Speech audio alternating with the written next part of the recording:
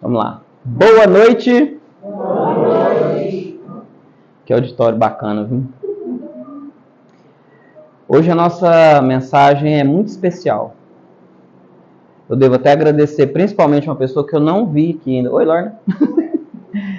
Que foi a Rosângela. A oportunidade, tá não, né? Ela tá viajando, né? Eu lembro que você fala.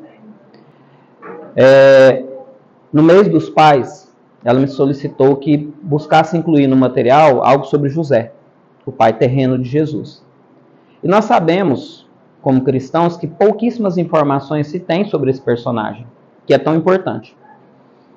E nessa busca, eu me deparei com este livro aqui, ó, Maria de Nazaré. E eu falo que, assim, eu tenho uma verdadeira paixão por Nosso Lar, pelo livro Nosso Lar. Considero ele quase como uma Bíblia espírita. Pois à medida, ao longo desses quase 20 anos que eu estou no Segal, a cada vez que eu releio Nosso Lar, eu encontro mais informações condensadas nas entrelinhas do autor espiritual André Luiz.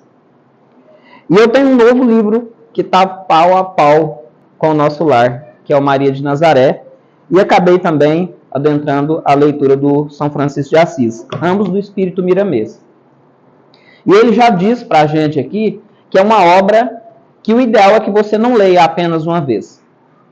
Falou assim, olha, se possível, volte a ela quantas vezes você sentir necessário. Pois a cada vez que você voltar, você vai se deparar com novos conhecimentos e novas informações.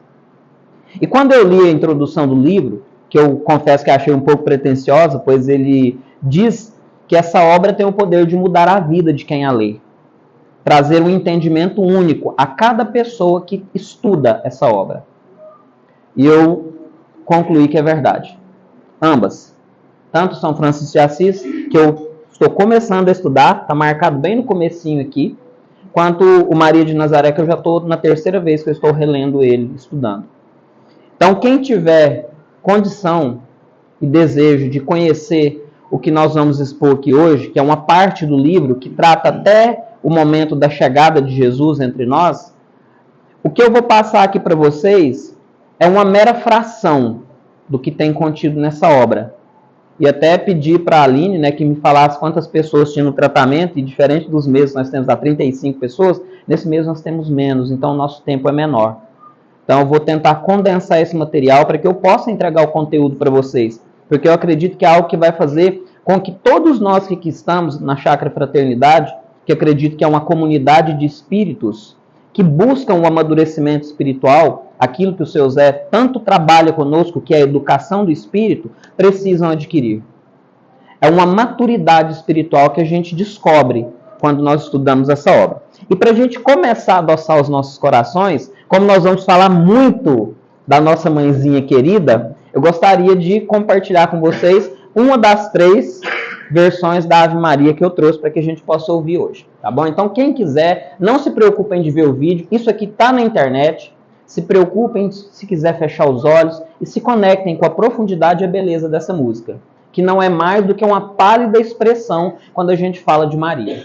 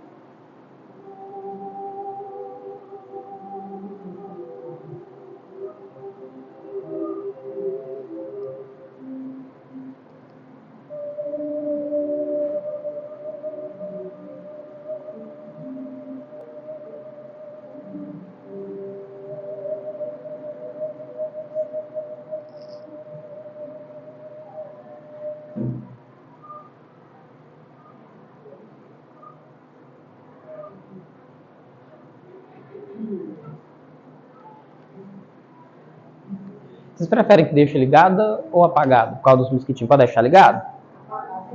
Apagado, né? Ok, então vamos lá. Pessoal, se não ficar bacana a filmagem aí, concentra na voz. Se nós, quando falamos de Maria, ao assistir uma pálida apresentação dessa, feita por nós aqui encarnados, na crosta, onde temos uma imitação imperfeita daquilo que há no plano espiritual, imaginemos a verdadeira beleza que existe acerca da nossa mãezinha. Então, eu gostaria de começar com essa nota do autor, que fala o seguinte, que as informações contidas na obra Maria de Nazaré não são romance, não são ficção. São informações verdadeiras que foram cuidadosamente anotadas em respeito à vida de Maria, que serviu como canal para que Jesus estivesse entre nós.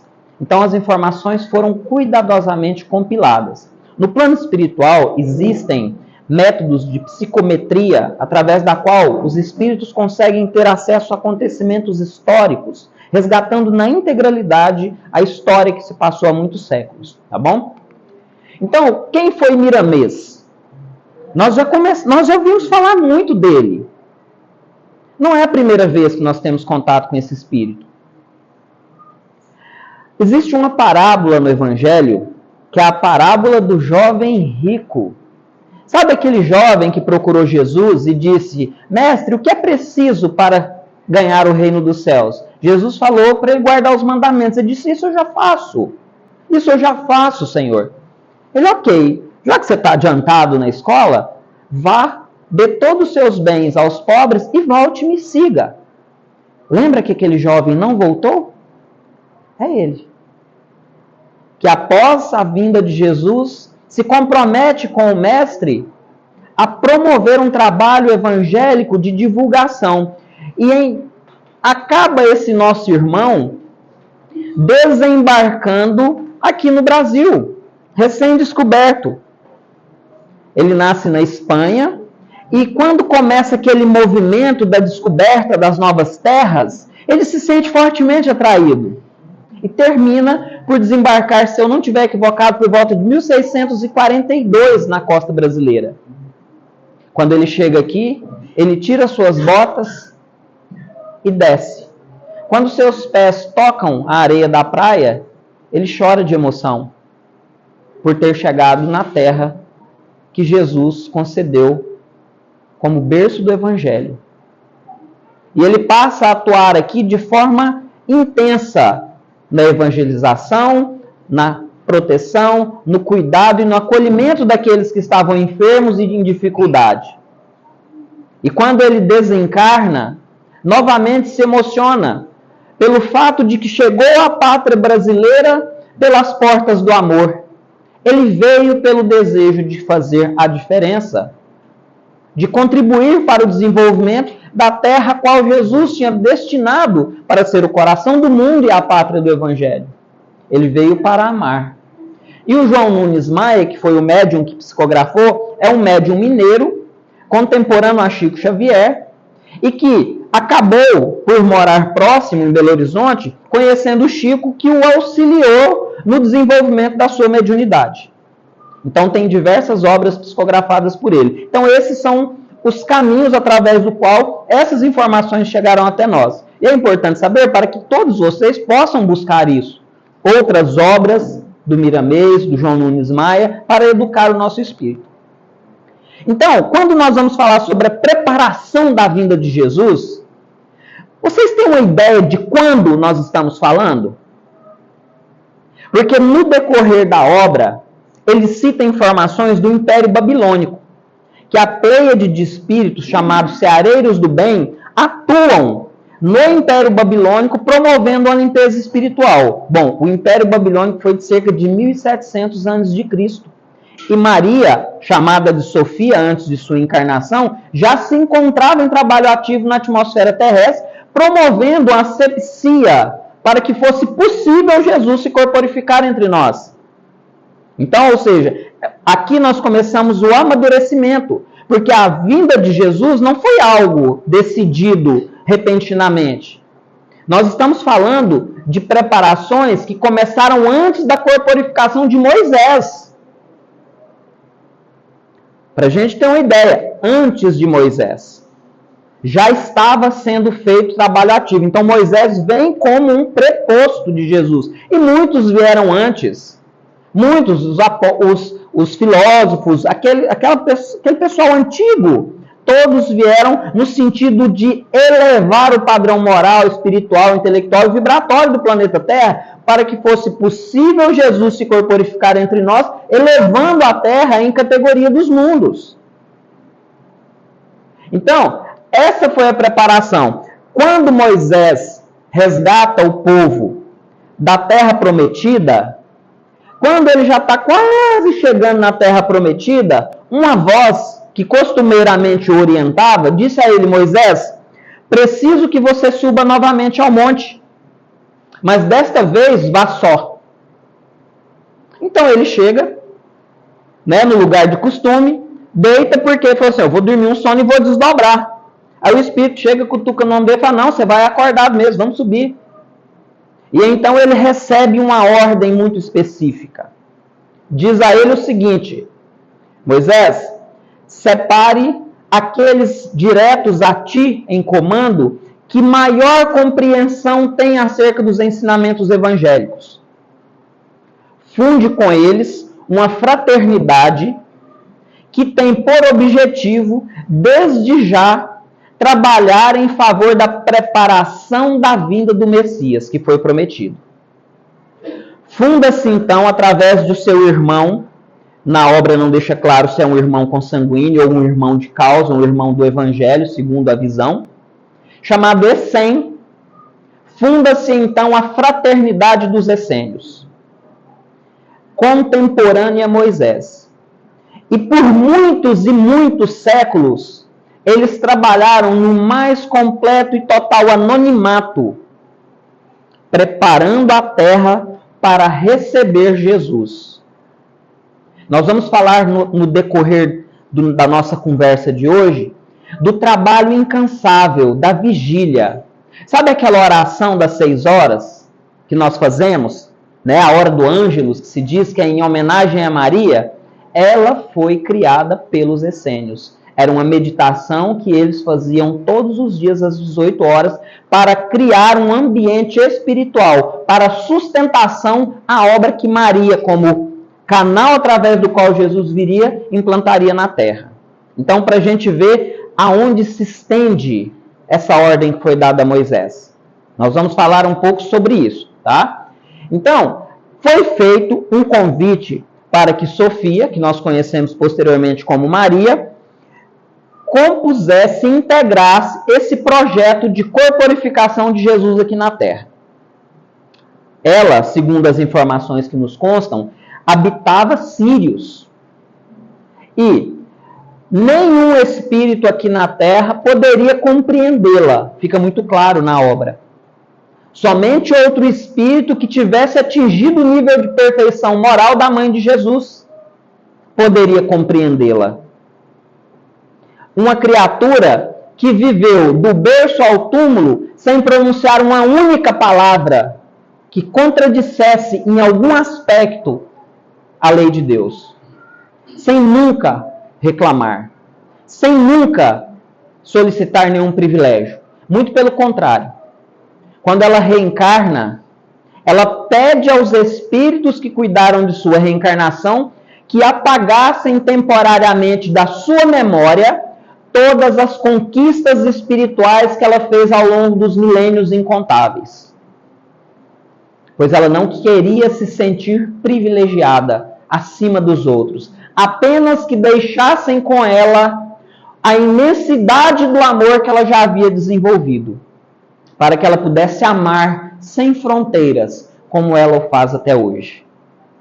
Então, esse foi o cenário em que convidou ela. E quando ela foi convidada e disse sim para ser a mãe do Messias, ela se lembrou então de José, como nós o conhecemos, pois era um espírito que já havia estado com ela previamente e em cujas dobras do tempo havia uma pendência.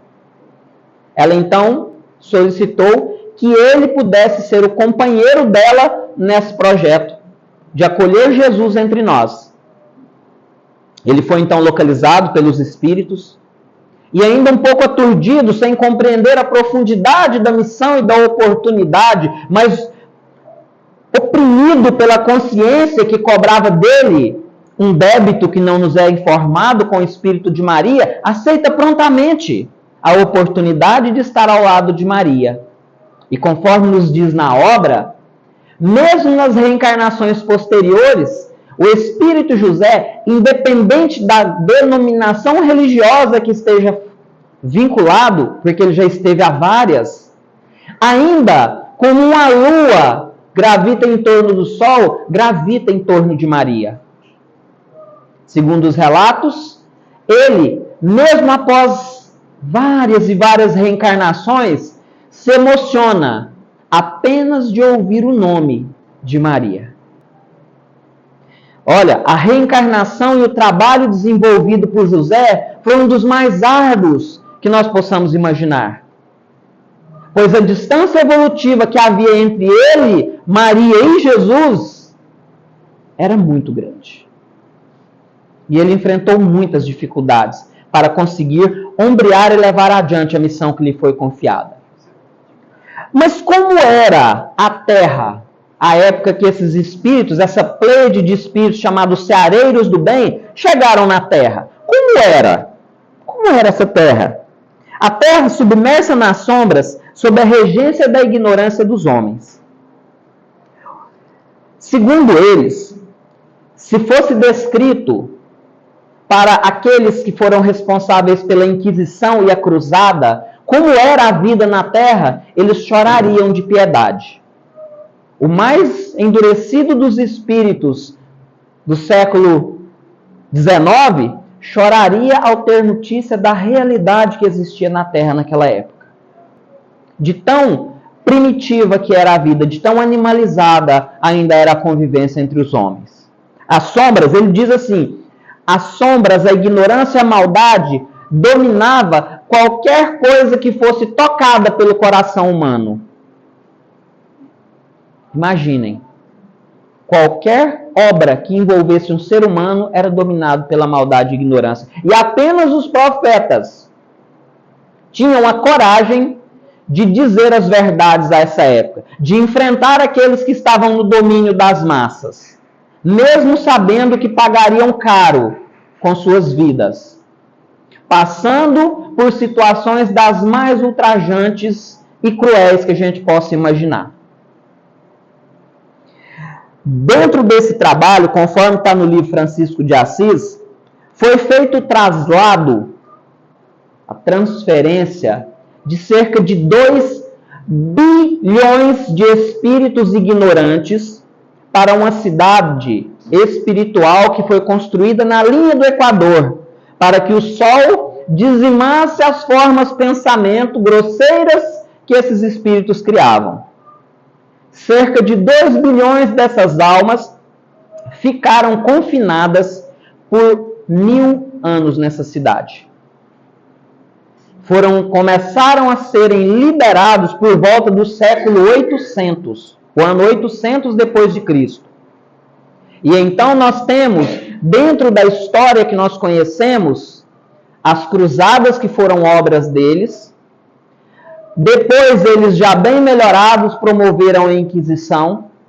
E mais condizente com a nossa época, o último dos príncipes dessa cidade que foi liberado, que nós conhecemos pelo nome de Adolf Hitler, comandou a Segunda Guerra Mundial. Ele foi o último a ser liberado. Aquele símbolo da suástica que nós conhecemos era o formato da cidade espiritual de A Cruzada. Por isso eles adotaram aquele símbolo. E esses espíritos foram sendo liberados ao longo dos séculos, e estes nomes que nós conhecemos ao longo dos séculos, que foram os pioneiros nas fases mais cruéis e sombrias da humanidade, eram, em sua regra, os gestores e condutores dos destinos dessa cidade espiritual. Quando olhamos isso, compreendemos, ao ver tamanha crueldade, um ódio que foi confinado por 1000 anos. pois nessa cidade foram se desenvolvendo e aprimorando as piores atitudes que o homem já promoveu sobre a terra. Esse trabalho de recolhimento, de reclusão desses espíritos foi feito para que fosse possível que Jesus promovesse a obra que ele veio promover entre nós. Senão nem seria possível. Então, quando nós temos aquela briga, aquela resistência que Jesus enfrentou com os doutores da lei, com os governantes de seu tempo, aqueles foram os que não foram retidos nessa cidade. Eram os melhores. Porque os outros, Jesus nem teve contato com eles. Então, todas aquelas crueldades que nós temos narrativa durante a vinda de Jesus, como de Herodes, que mandou matar todas as crianças com menos de 6 anos, foram promovidos por espíritos que não foram retidos nessas cidades. Porque os que lá estavam, provavelmente fariam pior. Então, essa é a... Por que eu estou falando sobre isso? Para que nós que aqui estamos tenhamos consciência da estrutura espiritual que foi criada para que Jesus pudesse estar entre nós. E quando foi que começou esse trabalho? Pois nós, os espíritas de hoje, somos descendentes diretos dos essênios. Dentre os povos que conheço, que já estudei, as religiões, as doutrinas, a doutrina espírita é a que mais se assemelha em princípios à fraternidade dos essênios, que eram os espiritualistas da época. A nossa irmã Ludmila falou agora há pouco na nossa meditação, na nossa prece, sobre a interação com essa mangueira que existe aqui fora. Que dela saíam fios de energia dourado que chegava até nós. Uma das características dos essênios era que eles interagiam com os reinos da natureza no mais completo e absoluto respeito com todas as formas de vida. Eu me senti aliviado, confesso para vocês. Pois quando às vezes eu vejo uma barata caminhando por aí, se possível eu toco ela para que ela vá embora, sem matar. Eu não me sinto bem fazendo isso mais. Aí pensei, eu acho que eu sou meio diferente, meio doido. Aí eu descobri que os essênios já faziam isso 1.800 anos, 1.700 anos de Jesus, eu falei, estou em casa, estou de boa. Porque eles tinham essa interação e esse respeito profundo com a natureza. E vem deles, por exemplo, a tradição de se tomar banho em água corrente. Era uma das suas leis.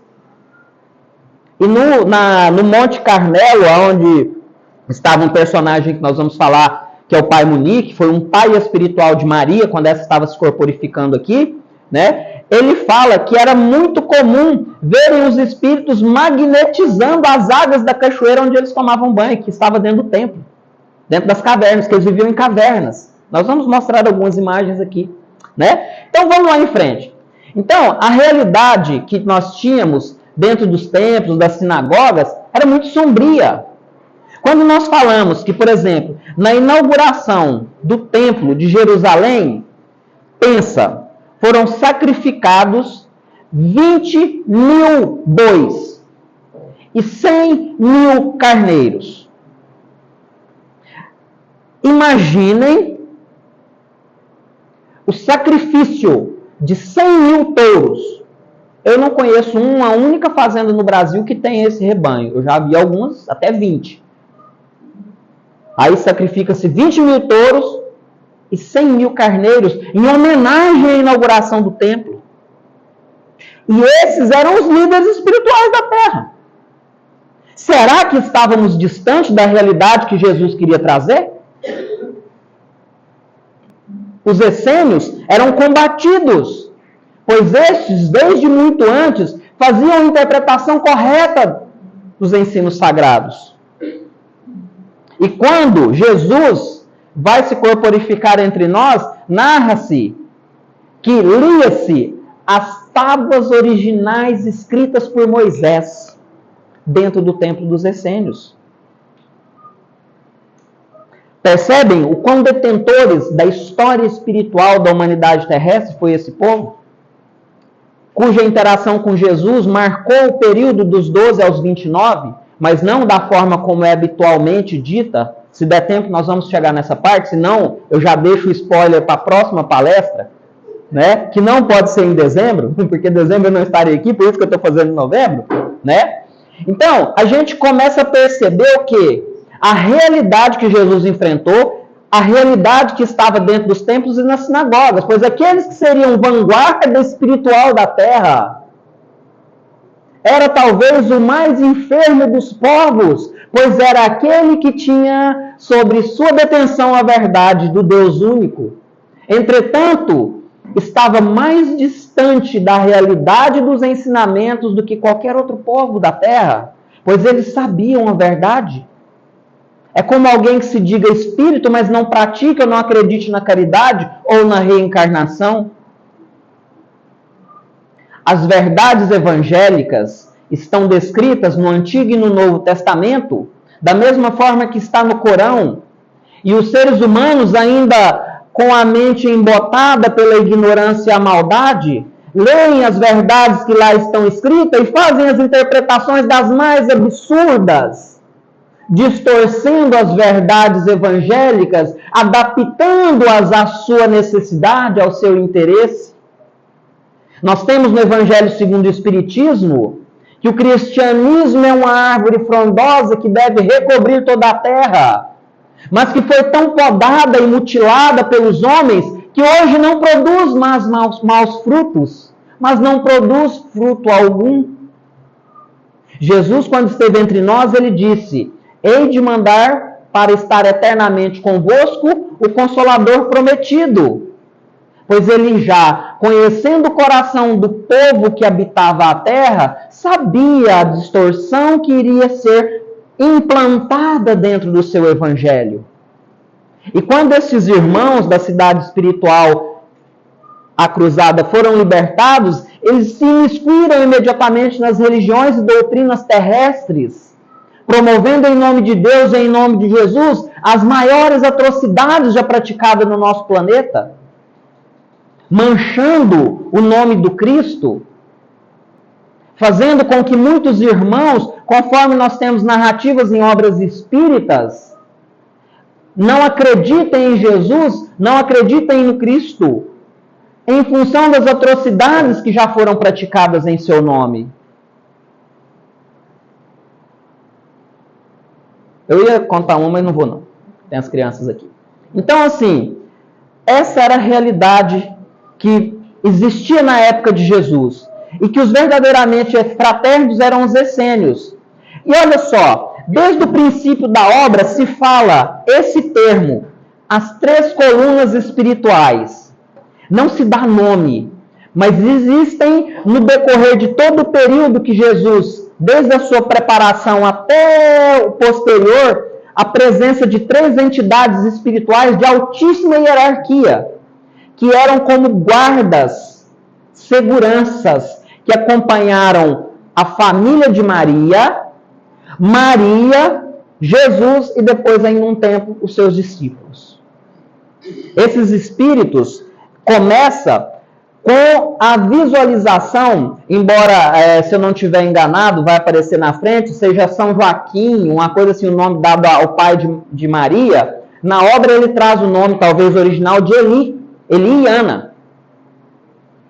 Eles começaram a desconfiar que tinha alguma coisa diferente quando Eli e Ana vão lá no lugar que eles buscavam água, buscar água para uso no dia seguinte. Não existia água encanada.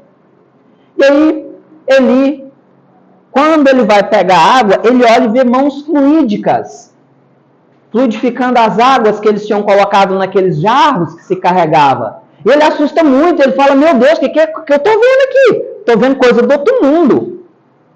E aí ele olha em direção à sua mulher Ana e vê outra entidade próxima a ela. E vê que quando ela pega aquela tina de água, muito pesada para uma mulher, mas que era necessário, ela pega com muita facilidade. Quando ele olha, o espírito está pegando com ela, ajudando-a a levantar aquele peso. E quando ele vai pegar a dele e colocar sobre os ombros, ele também a sente muito mais leve e percebe a entidade ao seu lado. Mas ele não sente medo. Ele se espantou no início, mas ele ficou calmo. Pois ele já tinha conhecimento de que havia notícia que aquela que seria a mãe do Messias se corporificaria naquela região. E assim foi. Mas, mais um pouco à frente. Então, conforme eu disse, essa falange de espíritos chamados ceareiros do bem veio para a Terra muitos séculos antes de Jesus, promovendo esse trabalho de asepsia espiritual para que fosse possível. E aqui nós temos uma imagem ilustrativa de Maria quando criança. Meramente ilustrativa. Porque eu procurei, achei e falei assim, pela descrição que tem no livro, era bem parecido, né?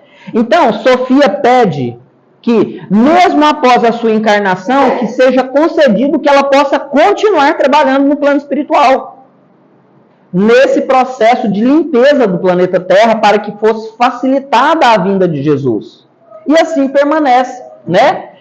Dentro desse processo de limpeza, nós temos um episódio em Caná, que era uma cidade que estava altamente corrompida pela devassidão e a imoralidade.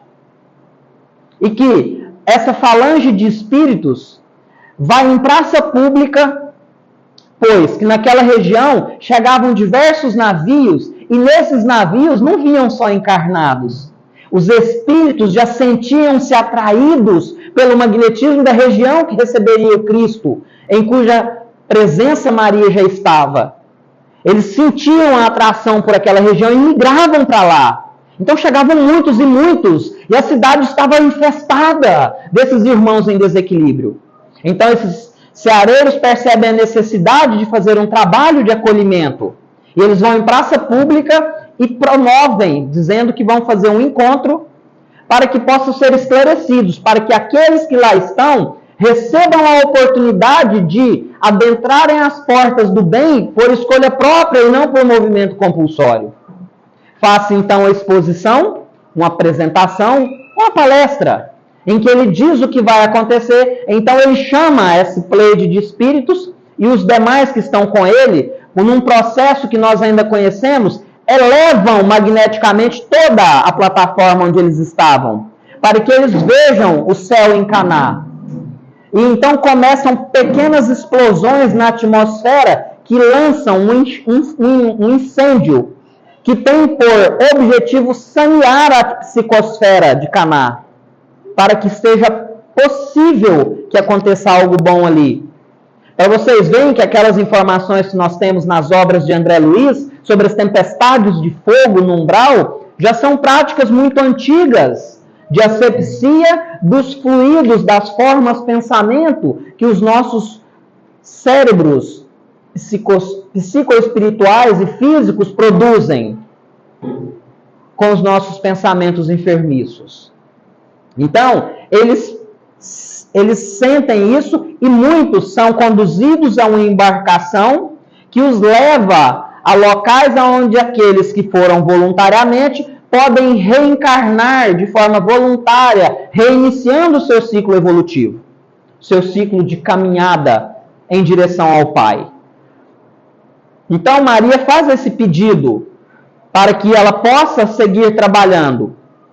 E é feita também, bem nessa época, a aproximação com a Anieli, como eu disse a vocês, inclusive com o acontecimento de fenômenos mediúnicos, não só esse das onde eles foram buscar a água, mas diversos outros momentos eles falam sobre isso. E com essa limpeza e com a presença de Maria e dos demais ceareiros do bem na região da Palestina, muitas transformações são notadas. A produção, a agricultura se multiplica. Nunca as plantas produziram tanto. Os animais davam crias em multiplicação dos filhotes habituais. As frutas atingiam uma qualidade, beleza, sabor e tamanho que eram antes desconhecidos. Para que tenhamos uma ideia, o figo, sabe o figo? Lá em Nazaré, ele dava do tamanho de uma pera, com um sabor que era incomparável.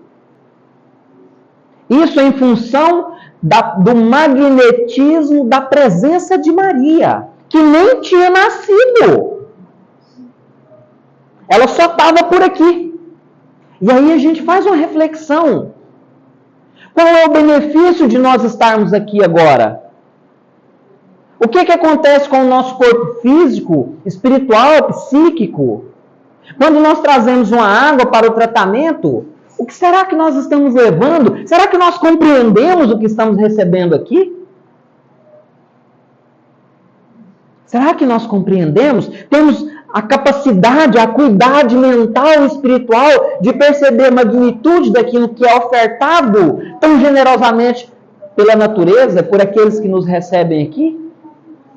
Pelos trabalhadores espirituais que nos deitam naquelas maquinhas ali e curam as nossas enfermidades psíquicas e físicas, ou naquela outra sala, a salinha do reequilíbrio emocional, onde são trabalhadas de forma mais intensa e profunda as nossas emoções.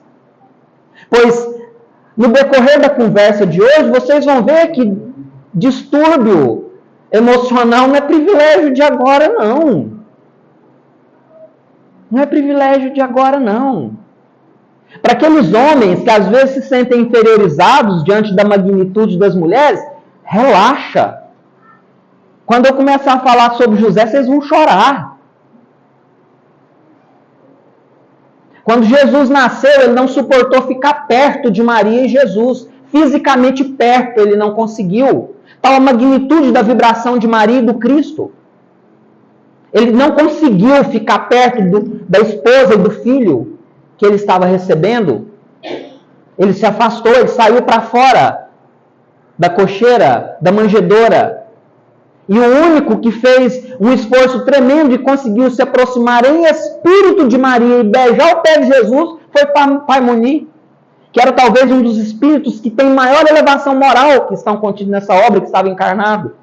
Era um dos chefes da fraternidade dos essênios. Ele, com muito esforço, conseguiu chegar perto e beijar o pé de Jesus, recém-nascido. Nós vamos falar sobre os 3 reis magos. Quem eram eles? Por que eles chamam reis magos? Né?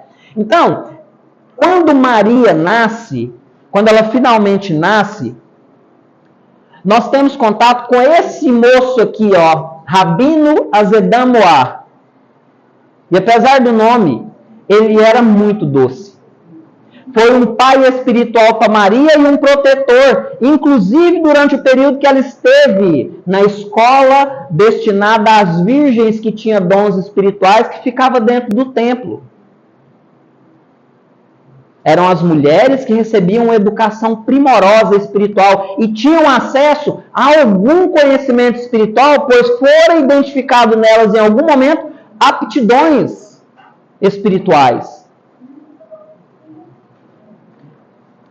Então, esse nosso irmão, já tendo notícia da corporificação de Maria, já estava ciente de onde ela iria nascer. E quando ela nasce, antes mesmo que ele possa entrar no quarto, ele bate na porta. Pensa o tanto que ele estava online. Não precisava nem do zap. Rapaz, ele estava online. A menina nasceu. Ele escutou o choro dela lá de fora quando ela saiu da barriga da mãe dela. A hora que ele bate na porta, que ele vai lá abrir, rapaz, eu já escutei o choro da menina. Ele falou, ela já nasceu. Você já viu ela? Fala pra ele. Você já viu ela? Ele fala assim, não deu para entrar ainda não. Tipo, ela acabou de nascer agora, Rabino. Ele fala assim, não, então, vamos esperar aqui, né? Porque a hora que fizer aquela limpeza, aquela organização para que a gente possa entrar no quarto, aí você entra e depois eu vou, tá? Mas eu tô aqui esperando para ver a menina. Esse é o Rabino Azedam Moar. E ele protege o destino de Maria durante toda a sua vida. Ela diz, tinha como pai Eli, e o Rabino era seu protetor, seu pai espiritual. Então, quando há essa ventilação de que a menina que seria mãe do Messias havia nascido, o Sinédrio toma conhecimento. O Rabino Azedam Moar fala, olha, acredito eu que nasceu a mãe do Messias. E os rabinos já ficam tudo de orelha em pé, falando, nós precisamos de ver essa menina, para ver se o que ela está falando vai ser condizente com aquilo que a gente quer, que é aquilo que a gente sabe que é o certo. Porque nós somos o povo eleito, nós somos privilegiados, o mundo tem que se submeter ao poder de Israel, não é? Aquela coisa toda. E eles ficam de observação. O lar de Maria, quando essa notícia corre, Eli e Ana passam a viver em romaria, pois havia visitas e visitas constantes ao seu lar, querendo ver a menina. Tanto que chega um ponto que eles não conseguem trabalhar. Porque era praticamente 24 horas gente indo na casa deles. Não há notícias de milagre, diferente da corporificação de Jesus com Maria criança. Não se fala disso na obra, porque não era necessário chamar a atenção dessa forma. Era necessário que ela fosse protegida, né? Então, era essa visita constante no seu lar. E aí, um belo dia, Eli e Ana estava repleto. Gente, reflete, tinham dezenas de pessoas em sua casa. Imagina lá 20, 30 pessoas na sua casa para ver sua filha. E aí Eli é tomado por inspiração e eleva sua voz e conclama todos para a realização do primeiro labor fraterno. E é iniciado então as caravanas de visitas a enfermos e idosos. São organizados, sabe a caravana que nós temos no Segal? Nasceu aqui, ó, no lar de Maria, quando ela é recém-nascida. Seu pai cria e divide grupos que vão fazer visita no dia de sábado. Olha que legal, até o dia é igual, só reparou isso, dona Sirene? Até o dia é no sábado, né? Por quê? Quando fala que não é para trabalhar no sábado, não é para não fazer nada, não. É para não trabalhar em causa própria. Assim, os nossos irmãos adventistas do sétimo dia, quando a gente conversa, eles falam, não é que a gente não pode fazer nada. A gente não pode fazer trabalho remunerado. Mas se eu pegar o meu sábado e for fazer um trabalho assistencial, eu posso. Conforme essa orientação evangélica que vem lá dos ensinamentos sagrados, né? Então, é feita essas caravanas, né? E o que acontece? As pessoas que visitam, à medida que Maria cresce, se encantam com o magnetismo, a doçura da menina. Ela era muito espontânea, muito viva, muito alegre. Aquela criança feliz que irradiava luz por onde passava. Seus olhinhos tinham um magnetismo tão profundo que não havia uma única criatura que não se encantasse por ela. E aí, começam as dúvidas dos sacerdotes do Sinédrio. Eles começam dizendo, ora, mas se essa menina é mesmo a mãe do Messias, devia nascer aqui em Jerusalém, não uma cidade inexpressiva chamada Nazaré, que não tem nenhuma relevância espiritual, é uma cidadezinha qualquer, sem expressão. Pois o ponto de vista humano frequentemente está invertido. E havia sim um motivo para que ela nascesse em Nazaré, e havia sim um motivo para que Jesus viesse ao mundo numa manjedoura, cercado por animais. Nós vamos falar sobre isso, o motivo pelo qual aqueles animais estavam presentes no momento do nascimento do Cristo. Havia um propósito para que eles estivessem ali. Então, os sacerdotes decidem fazer uma visita. Vamos ver então se essa menina tem mesmo potencial para ser a mãe do Messias. Pois que se ela for uma criança com dons espirituais, ela dará sinais. Ela não falará como uma criança. Falará como alguém iluminado, orientado por Deus. Eu acho que eles se arrependeram de lá. Eu acho. Neste momento é descrita a mediunidade de Maria ainda em criança, pois disse que notava-se como duas bocas sobrepostas sobre a sua e que as palavras ditas por ela jamais poderiam vir da mente de um infante. Ela começa dizendo aos sacerdotes que havia um enorme equívoco na condução do povo eleito, pois que era absurdo que os sacerdotes vivessem das doações do dízimo, tirando ainda mais daqueles que muito pouco ou nada tinham. Ela dizia, cada um deve sobreviver do esforço do seu próprio suor, e eles já ficam desconfortáveis. Ela diz, olha, aqueles que são condutores, nós somos o povo eleito não para sermos favorecidos, mas para servir a todos os demais. E é a lógica evangélica que Jesus traz, que o povo eleito não era favorecido, era para servir, para trabalhar muito. E essa é a verdade. E ela diz muitas coisas sobre o modo de vida, sobre a realidade no sinédrio, coisas que uma criança da idade dela jamais poderiam ter acesso. E os sacerdotes, então, percebem o primeiro confronto entre a fraternidade legítima e o materialismo religioso, que ainda hoje, nos nossos tempos, podemos ver o quanto a realidade de muitas religiões é bem distante daquilo que foi trazido a nós por Jesus, que não tinham uma pedra para recostar sua cabeça, enquanto muitos estão presos em cultos híbridos, que foram desenvolvidos ao longo do século, durante os concílios, onde foram adotadas práticas romanas, práticas pagãs e imiscuídas dentro do evangelho do nosso Senhor Jesus, para que ele servisse não ao seu propósito original, mas principalmente aos interesses daqueles que estavam no poder. Pois, como temos conhecimento dentro das obras de Emmanuel, Roma, percebendo que se matasse todos os cristãos, não ficaria ninguém para servir-lhes, pois que aqueles que sofriam, que eram muitos, adotaram o consolo de Jesus como prática. Percebendo Roma, então, que não poderia conter este movimento, como não se pode conter nenhuma ideia que está em tempo de acontecer, não se pode conter a obra de Deus, adota o cristianismo como religião oficial, mas não aquele cristianismo puro ou primitivo trazido por Jesus, um cristianismo batizado, igual a gasolina do carro às vezes, com práticas estranhas que nós olhamos frequentemente e dizemos, mas está-se a fazer isso em nome do Cristo? Aquele Cristo que deu testemunho de profunda humildade, simplicidade e amor ao semelhante?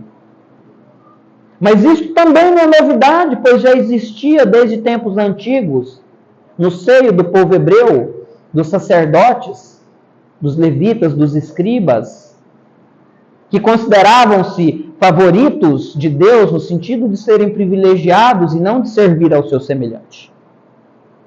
Então, os sacerdotes, percebendo o perigo que aquela menina representava, decidem convidá-la para pertencer à escola do templo, para não cuidar do seu desenvolvimento espiritual, mas para que pudessem observá-la e ter uma noção do real perigo que ela oferecia através das suas ideias revolucionárias, que dizia que os sacerdotes deviam viver do próprio esforço, que eles deviam buscar consolar e não explorar as pessoas que os procuravam. Então eles a convidam e ela entra no templo, onde fica por, dentro do meu entendimento, cerca de uns 5 anos, entre as virgens do templo, estando diretamente ligada à filha do Rabino Azedamoá, uma moça que era profundamente atormentada em suas questões sexuais, pois desde a juventude tinha pensamentos que a perturbavam, e que ela, em dado momento, confessa ao pai: eu não sei mais o que fazer para que essas ideias saiam da minha cabeça. Quando Maria chega à escola do templo, e essa jovem compartilha com ela as próprias aflições, Maria começa, ainda criança, a orientação espiritual da mesma, que se cura dos seus distúrbios, sendo inclusive vítima de um processo obsessivo, de uma tentativa de um processo obsessivo, pois que os espíritos das falanges de ignorância, que ainda estavam libertos, dizem: vamos invadir este local e influenciar essa moça para que ela não tenha chance de fazer o que veio fazer. Vamos desestabilizar aquele que é seu protetor, e decidem atacar a filha do rabino. Mas essa já estava amparada espiritualmente pela Maria e pelos ceareiros do bem. E narra-se que todas as tentativas de influenciação espiritual que foram feitas para perturbá-la em seus desejos sexuais foram frustradas, pois todas as vezes ela respondia com os ensinamentos que recebia de Maria. Passando então ela a ter profundo amor e gratidão por Maria, que perdura por toda a vida, inclusive quando esta é criticada e perseguida pelos doutores da lei. Então, depois de uma pregação para o príncipe da sinagoga, o líder da sinagoga de Jerusalém, este, em concílio com os seus iguais, que sugerem inclusive a morte da moça, que matasse Maria, para que ela não tivesse chance de dar à luz ao Cristo, pois se a menina falava daquele jeito, quem diria o que viesse de suas entranhas? Quiçá o que diria o filho dela? Não, esta não pode dar à luz ao Messias, pois qual educação, qual orientação ela dará àquele que deve dar a Israel o domínio sobre o mundo, criticando de forma tão direta e aberta os costumes e a cultura vivida no Sinédrio? Os ceareiros do bem, obviamente, dentro dos limites da lei de Deus, não permitem que isso aconteça. E eles decidem mandar Maria de volta ao lar. Sem explicação. Não, pode voltar para sua casa. Volta para lá. E passam, então, a aurir um plano maquiavélico e sombrio para que Maria não tivesse a chance. E quando esta mesma regressa ao seu lar, os essênios que acompanhavam toda a história, então dizem, agora está na hora. Procuram o lar, porque quando a notícia que Maria voltou para casa esparrama, novamente forma-se aquela romaria. Ainda mais agora, contando a menina com 12 anos aproximadamente, ainda mais lúcida, mais consciente, mais desenvolvida espiritualmente. É então que os essênios do Monte Carmelo e do Monte Tabor procuram Eli e Ana em sua casa e apresentam-se formalmente a eles, em atitude extremamente discreta, pois que já vigiavam e protegiam Maria e sua família há muito tempo, em anonimato. E tal qual a inteligência e a preparação desses irmãos, que eles se revezavam, morando em Nazaré, para que não chamassem atenção. Eles ficavam um tempo e trocavam aquele grupamento que estava protegendo a família de Maria. Ficava um pouco, voltava e vinha outro. De forma que se estivesse sempre a observar e proteger a família de qualquer movimento estranho. Eles vigiavam quem ia lá. Eram verdadeiros sentinelas da família de Maria. E estes então se apresentam e dizem à menina: você deve iniciar a sua preparação com os essênios. Ela não está lá quando eles vão, eles conversam só com os pais. Ela estava visitando alguém. Quando ela chega, que os pais narram para ela, olha, vieram 2 representantes de uma fraternidade dos essênios e nos convidaram para que fôssemos lá conhecer. Ela, intuída como era, né, disse: sim, eu devo conhecê-los. E estou aqui pensando se não cometemos um erro em eu ir para a escola do Sinédrio, pois que em verdade devia ter ido aos essênios para iniciar a minha preparação. Mas ela mesma diz: mas se Deus quis assim, é porque era para ser assim.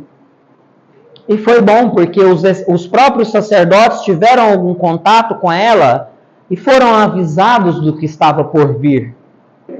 E ela, a seu tempo, foi protegida. Então, ela passa a estar sob orientação dos essênios a partir de então. Quando eles decidem ir até o Monte Carmelo, onde estava o pai Muni, que é esse grande protetor espiritual dela, ao chegar, ela descreve algo belíssimo, que todos aqueles que estavam, quando ela entra no templo dos essênios, né, onde eles estavam, imediatamente ela sente a diferença da psicosfera que havia ali, uma psicosfera de uma fraternidade quase incompreensível para nós. E que, observando todos os sacerdotes que ali estavam, ela percebia halos de luz em torno de suas mentes, de suas cabeças. O que mostrava e a profunda vivência da fraternidade, verdadeira fraternidade que fora trazida por Moisés. Não a distorção que os interesses mundanos, que aqueles governantes que mais faziam política do que realmente acolher as pessoas faziam. Ela se sente então verdadeiramente em casa e passa a contar com a proteção e orientação dos essênios. E Paimonides diz para ela: minha filha, pode vir sempre aqui, mas nunca venha só. Venha sempre acompanhada de seus pais. Existe essa regra que visa teu bem-estar e a tua proteção. E o tempo passa. E os sacerdotes não descansam. Eles decidem, então, dar andamento no seu plano sombrio. As profecias diziam que uma virgem daria a luz ao Messias. Correto? Pensaram eles, vamos casá-la. Pois se a casarmos, o varão que tomá-la como mulher, certamente não se submeterá a não coabitar com ela, a não namorar. Assim, nós teremos resolvido e garantido que ela não será a mãe do Messias. Este era o interesse do Sinédrio.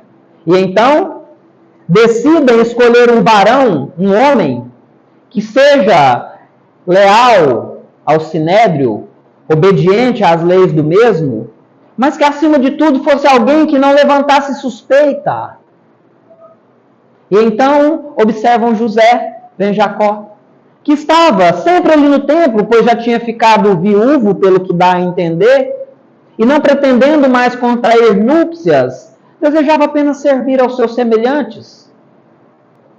Entretanto, este, tempos antes, fora confrontado, teve contato com um sacerdote essênio, que percebendo nele a índole de amor, de lealdade, o convida a fazer parte da fraternidade dos essênios, e ele se torna então um curador, um terapeuta, como eram chamados os essênios. Ele é um iniciante. Ainda quando conhece Maria, ele é um iniciante. Está aprendendo. Mas os essênios tinham características muito particulares. Eles se reconheciam nas ruas pela sua atitude, pela sua postura. Se enxergavam mesmo sem nenhum sinal externo. Eles sabiam que estava diante de outro essênio. Os seus templos, as suas cavernas onde eles habitavam, haviam sinais ocultos que permitiam a qualquer essênio que ele chegasse perceber que ali havia uma fraternidade dos essênios oculta. Plantas que haviam sido precisamente dispostas na entrada dos templos, das suas habitações, permitiam que outro essênio soubesse que ali era uma habitação. Existiam sinais particulares que eles davam ao adentrar qualquer ambiente que permitia que qualquer outro que ali estivesse soubesse que estava chegando um terapeuta dos essênios. Era uma sociedade extremamente organizada e leal e fiel à verdadeira fraternidade que fora pregada por Moisés. E que ao longo desses 17, 15 séculos entre Moisés e Jesus, permaneceram em trabalho ativo, estes sim seguiam os ensinamentos e viviam do seu trabalho. O excedente doavam para crianças, para abrigos, para viúvas, idosos que estavam em necessidade. Sempre que podiam, esses irmãos, ao chegarem em uma determinada cidade, em uma determinada comunidade, e terem notícia de alguma dificuldade, alguém que sofria, procuravam em silêncio auxiliar e servir aquelas pessoas, promovendo curas, consolo, conforto àqueles que sofriam. Parecem muito nossos precursores mesmo, né? Então, eles passam a orientar Maria, aqui eu ainda falei dos sacrifícios que eu falei, e passam a cuidar de Maria para que esta tenha a verdadeira orientação. E quando os sacerdotes do Sinédrio escolhem José, pai Muni, que acompanhava tudo frequentemente em desdobramento, pois tinha já a faculdade de se deslocar pelo tempo e o espaço, acompanhando conscientemente o que estava acontecendo em outro lugar, e voltar para o corpo, despertando, preservando integralmente a memória do que havia visto quando estava distante, tal qual nós temos notícia de Eurípides Barçanufo e sua bicorporeidade. Então, ele, já consciente de que fora José escolhido, aguarda pacientemente. Os sacerdotes, então, procuram a família de Maria para cientificá-los de que ela, mesmo morando em casa, não estando internada no templo, continuava sendo uma das virgens protegidas do Sinédrio, e para aquelas que não moravam no templo, o Sinédrio cuidava para que tivessem bons casamentos, e que fora designado para ela um varão, um homem bom, para que ela se casasse. Eli e Maria sentem um aperto em seu coração, pois Maria é muito jovem, conta com 13 anos, talvez um pouco mais.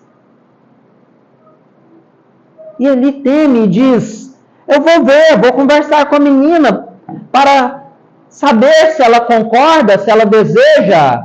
O sacerdote então diz: lembre-se do que acontece com a família que rejeita seguir alguma ordem do Sinédrio. Serão amaldiçoados, terão prejuízos gravíssimos nos negócios. E então José percebe no seu íntimo que é melhor que Maria aqueça a solicitação, que ela aceite. Quando ela chega e tem notícia daquilo, sente-se preocupada. E os pais dizem: vamos ter com o pai Muni, vamos buscar a orientação daquele que é nosso protetor verdadeiro, nosso orientador espiritual. Pode, 5 minutos. Tem só o pessoal que está ali, mais uma, e depois é a gente. Gente, eu tenho que correr para Jesus nascer, senão Jesus não vai nascer não, viu? Nossa, ela era. Então, senão Jesus não vai dar tempo de Jesus nascer, não. Aí o que acontece? Eles procuram pai Muni.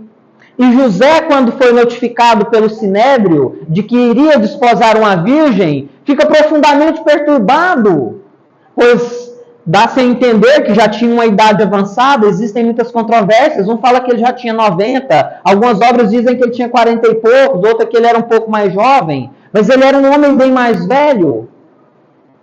E ele fala assim: meu Deus do céu, como é que eu vou casar com uma menina de 13? Tudo bem que na época, gente, ó, não vamos cometer anacronismo não. Na época, a cultura era que as meninas casavam bem jovens mesmo, era normal casar nessa idade. Tá? Hoje é diferente. Agora não é, agora você vai preso. Né? Mas aí ele fala assim: meu Deus do céu, como é que eu vou casar? Imagina hoje, um homem de 70 casar com uma de 20. Ele fala assim: meu Deus do céu, o que eu vou fazer com essa menina? Né? Ele fala assim: como é que eu vou casar com uma menina dessa idade? Não tem jeito. Ele fica muito preocupado. Adivinha onde que ele vai? Adivinha onde que ele vai? Conversar com o pai Muni. Ele fala assim: eu preciso buscar uma orientação. E ele chega primeiro do que Maria. Quando ele chega, pai Muni começa a ouvi-lo, então se desdobra. Volta logo em seguida e diz: então, José, se é a vontade do Pai que você se case com Maria, você deve aceitar, pois tu fosse designado para este trabalho. Entretanto, devo adverti-lo: não espere um casamento aos moldes do mundo, pois que esta moça tem uma missão, e você também. Se você não a puder possuir fisicamente, construir a comunhão carnal, construa antes de tudo, José, a comunhão espiritual com essa que lhe fora ofertada como presente dos céus. E então, logo em seguida, chega a família de Maria. José sai da sala, vai buscar alguns alimentos para servir àqueles que estão ali, porque eles eram muito mão na massa, parece coisa de espírita, todo mundo vai ali na cozinha, pega um café, pega uma coisa, ou você aceita ali no Segal, quando a gente está naquela coisa do lanche, né? Ou chega um, pega uma coisa, outro, e vem cá, serve, você já entra para a cozinha, já ajuda. Quando ele chega de volta, eis que estava Maria, Eli e Ana. Quando ele olha para eles, que ele sente a presença de Maria, ele vacila. Seu coração dispara. E quando ele olha nos olhos de Maria, que era da cor do azul do céu, sente que vai desmaiar. Seu coração parece que vai sair do peito, como um pássaro enlouquecido que fora pela primeira vez aprisionado em uma gaiola. Um dos amigos que estavam ali, dos irmãos essênicos, percebendo que ele não iria ficar de pé, pega um banco e diz para ele: senta, José, senta aí. Ele senta, então o pai Muni apresenta-o. Este é José, também um terapeuta essênio, que fora designado pelo Sinédrio, e aqui fica muito claro que o Sinédrio, em sua ignorância e maldade, ainda assim segue as ordens de Deus, pois os ceareiros do bem que lá estavam da escolha de quem seria o marido de Maria, conduzem para que a escolha seja José, alguém que já fora previamente preparado a convite de Maria para estar ao seu lado na missão que lhe fora confiada. José então pede desculpa àqueles que se encontram e diz: olha, me perdoem, apesar de ser um discípulo de Pai Muni, ainda sou muito rude, muito incompetente para lidar com pessoas. Me perdoem, me alegro muito em conhecê-los. Fica então acordado que José passaria a frequentar o lar de Maria num processo de aproximação extraoficial, pois que ainda não haviam sido convidados pelo Sinédrio para serem apresentados. Este momento veio depois. Quando foram apresentados, já estavam mais ou menos habituados. E foi preparado então um grande casamento, pois que o Sinédrio queria dar mostras de que aquela não seria a mãe do Messias. Inclusive em sua festa de casamento, que durou 3 dias, contando com a presença maciça de sacerdotes de várias sinagogas, o sermão de encerramento dizia: nós temos as virgens do templo que podem ser a mãe do Messias, entretanto as outras, as casadas, servirão a Deus de outra maneira, tendo filhos, cuidando de suas vidas, cuidando de seus maridos, como que selando para que Maria não fosse mais a mãe do Messias. José, então, casa-se com Maria, recebe um contrato que dá a estes um prazo de 6 meses antes de que coabitem, ou seja, de que estabeleçam alguma intimidade física, para que a moça, ainda mais uma egressa do templo, uma iniciada espiritual, tenha tempo de se preparar psíquica e emocionalmente para que o seu companheiro tenha condição de cativá-la, para que então essa intimidade aconteça de forma natural. Casava antes de namorar, é mais ou menos assim. E José passa então a morar no lar de Maria com Eli e Ana. Então, se você já morou com seus sogros, parabéns, você não é o primeiro. José foi morar com Eli e Ana, que nutriam pelo genro um grande sentimento. José então passa a enfrentar profunda dor moral, profunda dificuldade de adaptação, pois que percebe que Maria vive em outro mundo, totalmente diferente do seu. Este procura Pai Muni e diz: Pai Muni, eu não sei o que faço. A moça não conversa com ninguém, ela ficou triste. Maria passa então a ficar apagada. Aquele vício, aquela vivacidade, aquela alegria desaparece. Troca apenas palavras básicas, retraindo-se diante daquela situação que, mesmo submetendo-se à vontade de Deus, reconhece que parece um pouco estranha, pois que não pensava em casar-se, era a mãe do Messias. Pois então, José vai para o Pai Muni e o Pai Muni diz: lembra, José, do que eu te disse? No dia que conheceste Maria, Volta, cativa esta que foi dada como presente. Se você não sente que é merecedor de estar com ela, maior deve ser a sua gratidão e o seu devotamento. Então, para todos nós que às vezes recebemos graças, que não nos julgamos dignos, quanto maior a graça que você receber e menos digno se você se reconhecer, maior deve ser a sua gratidão e o seu empenho em trabalhar em retribuição à graça recebida. José, então, busca modificar a sua postura, chega de volta no lar de Maria, Eli e Ana, e com uma postura diferente, um semblante mais alegre, se dirige a Maria e esta se tranquiliza um pouco. Passado algum tempo, então, ela é tomada de uma melancolia estranha, uma saudade de algo que parece que ela não sabia bem o que era. E um dia pegou o seu chale, colocou sobre a cabeça, saiu para fora de casa, olhou para o céu, viu as estrelas brilhando e pensou: eu preciso orar. Entra para o seu quarto, ajoelha na beira do catre que lhe servia de leito e começa em prece: Pai, Deus, Criador de todas as coisas, não sei o que acontece comigo. Uma tristeza se apossa de mim, uma melancolia que me faz com que eu não troque mais do que palavras necessárias com aqueles que antes me alegrava de conhecer. Passado alguns instantes, percebe uma grande mudança na psicosfera do seu lar. E naquela noite ninguém dorme, nem Eli, nem Maria, nem José, nem Ana. E esta percebe então que mãos de luzes a conduzem a deitar em seu leito, plantando no seu ventre uma semente de luz, trazida de um mundo que dista alguns anos-luz da Terra. Quando este espermatozoide, vamos colocar dessa forma, esta semente de luz é disposta em seu ventre e começa a se locomover pelo útero de Maria, sobe as trompas em direção ao ovário. Quando ele encontra o óvulo que se soltara do ovário, enquanto sobe pelas trompas, deixa um rastro de luz pelo ventre de Maria. E quando este espermatozoide se encontra com o óvulo, há uma explosão de luz que toca a psicosfera de toda a Terra.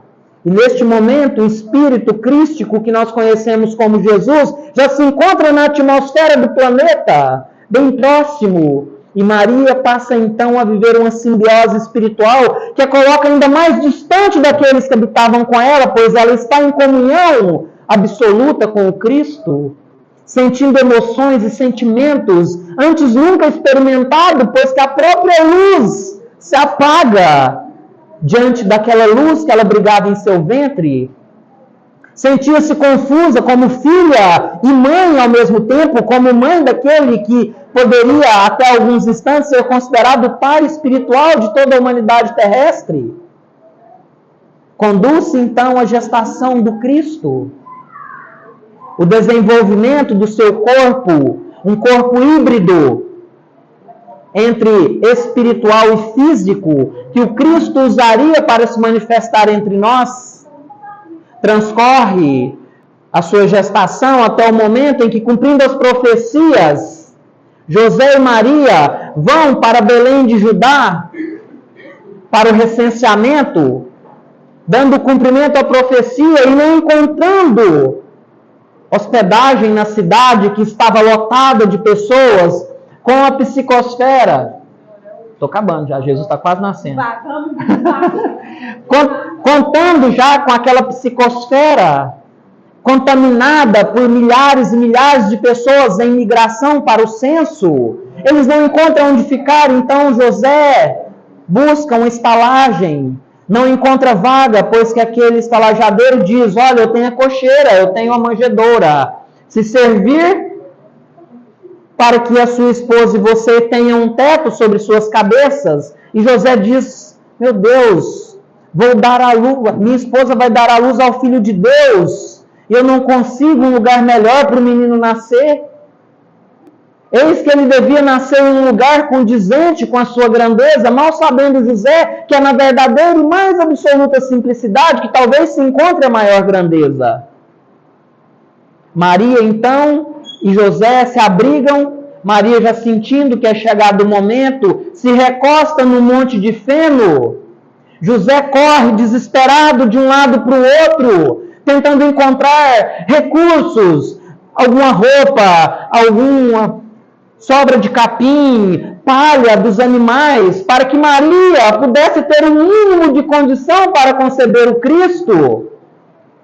E eis que quando ele termina de preparar este que seria o cenário, o local do parto de Maria, narra-se que os talos do capim seco que José carregava transformaram-se em pendões de luz que irradiavam por todo o ambiente, e que a presença daqueles animais fora providencial e preparada, pois o magnetismo estelar era combinado com o magnetismo e a doçura daqueles animais para isolar o ambiente que o Cristo viria ao mundo das vibrações pestilentas que rodeavam o lugar. É então que Maria percebe mãos de luz, percebe as 3 colunas espirituais presentes ao seu lado e que uma delas se dirige em direção a ela com mãos de luz que adentram o seu ventre, fazendo o que nós podemos dizer de uma cesariana espiritual, retirando de seu ventre aquele que seria a luz do mundo. Pois como o sinédrio tentara apagar a sua virgindade, seria necessário que ela continuasse virgem mesmo após o parto de Jesus. Então não só pôde coabitar, não pôde coabitar antes, mas também não pôde depois, pois que o sinédrio tentaria difamá-la. E embora não narre na obra, acreditemos que ela tenha sido submetida a diversos exames para comprovar-lhe a virgindade.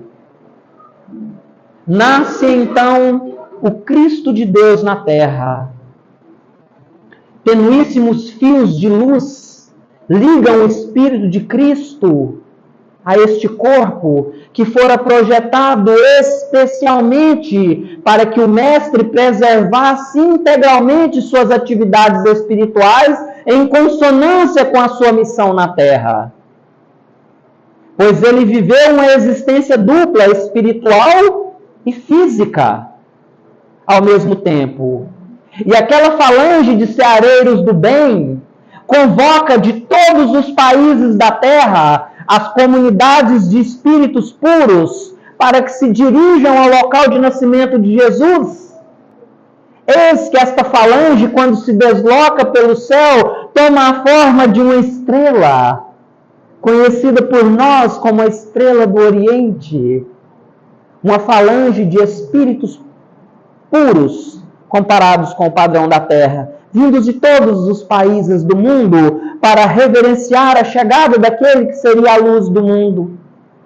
Então, 3 iniciados, conhecidos como Baltazar, Belchior e Gaspar, os 3 reis magos que eram iniciados de escolas iniciáticas diferentes, e que, tendo contato com a natureza, no que dá a entender, tinham a capacidade de se comunicar com os elementos da natureza, já sabiam que seria ali próximo o nascimento de Jesus. E que, embora estivessem em locais diferentes, veem a estrela, esta falange de espíritos se deslocando pelos céus em direção à manjedoura que nasce o Cristo, e se dirigem para lá, surpreendendo com a sua chegada tão rápida os próprios pais da criança que acabara de nascer. Chegam então, procuram Eli, procuram Ana, procuram Maria e José, para verem o menino que acaba de nascer, depositam em seus pés os presentes que nós conhecemos como incenso, ouro e mirra, para homenagear aquele que seria a luz do mundo. São feitos os primeiros preparativos, e então, já nos últimos instantes do nosso momento aqui agora, o menino deve ser levado para ser apresentado no recenseamento no templo.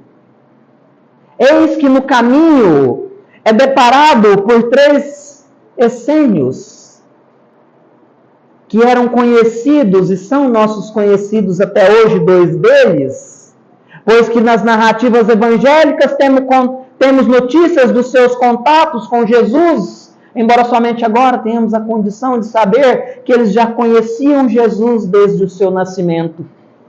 Nós estamos falando de Nicodemos, que na época era um iniciático do templo, e de José de Arimateia, que fora aquele responsável por ir junto a Pilatos solicitar a autorização para retirar da cruz o corpo de nosso Senhor, dando a ele um sepultamento digno.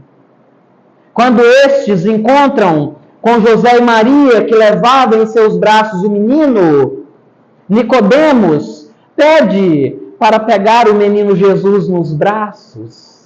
Talvez agora entendamos a profundidade da dor que ele sente quando não consegue seguir Jesus, quando este inicia sua missão.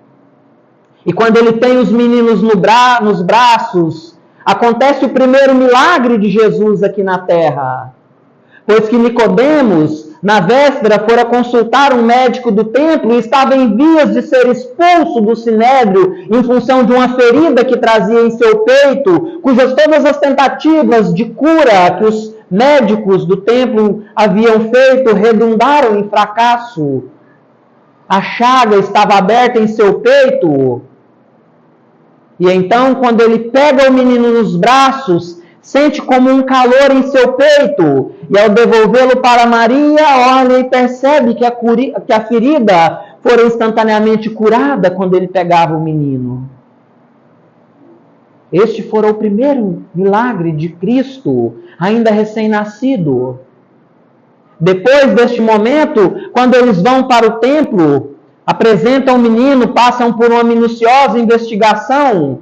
Quando está saindo Maria com José e Jesus em seus braços, muito povo já havia chegado e fora necessário formar-se um cordão de isolamento para que Maria, José e a criança pudessem sair.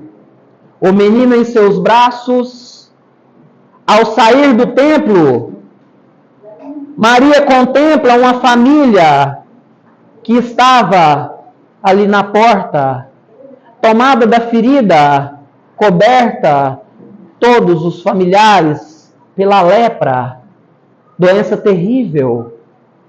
E então, o menino recém-nascido tira o braço para fora da túnica, aponta em direção àquela família, mas Maria, tomada de receio pela multidão de povo que se amontoava, decide seguir adiante, não parando. Eis que a mesma voz do anjo, que a cientificara da sua gravidez, diz: não contenha aquilo que o Cristo deve fazer. Ela então estanca seu passo, dá um passo atrás. O menino aponta em direção à família, ainda enrolado nos panos que acabara de nascer, e cura perante todos os sacerdotes do sinédrio e todo o povo que ali estava, a família toda de uma vez. Os presentes viram a pele dos enfermos se regenerando e os mesmos levantando e rendendo graça, dizendo: este é o Messias. Eis que chegou o Messias ao mundo. A partir de aí, vocês vão ter notícias no próximo mês com o próximo palestrante. Pois que ainda há muitas e muitas notícias que nós temos nessa obra sobre a infância e a juventude do Cristo, sobre a verdadeira romaria que ele fora obrigado a viver para que tivesse condições de sobreviver até o momento em que daria início à sua missão. Agradeço profundamente a presença da espiritualidade que me toma por instrumento para entregar a vocês uma sublime mensagem que pode promover a doçura no coração de cada um, o amadurecimento do espírito e saber que nós que temos dificuldades, que enfrentamos as nossas lutas, não somos diferentes do que aqueles que vieram antes. José tivera medo, Maria teve medo, Eli, Ana, todos enfrentaram desafios, perseguição. Pois então que se sua vida, nos movimentos de bem e amor que fazes, encontra a oposição daqueles que por inveja, ciúme, despeito, se opõem àquilo de bom que pretendes fazer no mundo, não se sinta perseguido, não se sinta privilegiado, não é só você que tem opositores. Como diz o nosso irmão José Carlos Braguinho, pai de Patrícia, do livro Violetas na Janela, ele dizia: quando passa um dia sem que eu sinta a pressão das trevas sobre minha vida, eu me preocupo, pois que se estivesse fazendo algo de bom, certamente os perceberia. Se eles não estão se dando ao trabalho de vir atrás de mim, talvez seja porque eu não esteja oferecendo alguma contribuição relevante. Agradeço muito a vocês, que Deus os abençoe, que tenhamos todos um feliz regresso aos nossos lares, que tenhamos um feliz Natal, revestidos verdadeiramente pelo espírito de trabalho, humildade e serviço que Jesus nos exemplificou e nos exemplifica até hoje. Muito obrigado, gente. Foi 1h41 só.